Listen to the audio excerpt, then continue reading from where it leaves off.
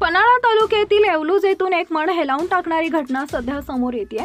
येथील शेतकरी सदाशिव पाटील हे शेरा नावाच्या शेतात विहिरीवर सकाळी अंघोळीसाठी गेले होते। पण शेतकरी सदाशिव पाटील हे शेतात गेले असता मध्येच त्यांच्यासोबत जे काही भयंकर घडलं ते भयंकरच होतं। शेतकरी सदाशिव पाटील हे जोरजोरात ओरडत होते, आपल्या मदतीसाठी हाक देत होते, पण त्यांची ही हाक कोणी ऐकली नाही। आणि त्याच्यानंतर सदाशिव पाटलांसोबत जे काही भीषण घडलं ते ऐकून तुमच्याही पायाखालची जमीन सरकेल।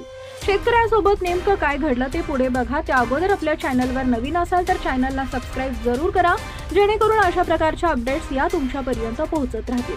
शेतकऱ्यांसोबत दररोज काही ना काही नवीन घटना या सतत घडत असतात। शेतकऱ्यांसाठी सरकारकडून वीज ही दिवसा न देता रात्री देण्यात येते, त्यामुळे बऱ्याच शेतकऱ्यांच्या या घटना शेतात विद्युत किंवा काही काम करताना घडून येत असतात। याबाबत पोलिसांमधून मिळालेली माहिती अशी की येवलूज येथील शेतकरी सदाशिव पाटील हे शेरा नावाच्या शेतात विहिरीवर अंघोळीसाठी गेले होते।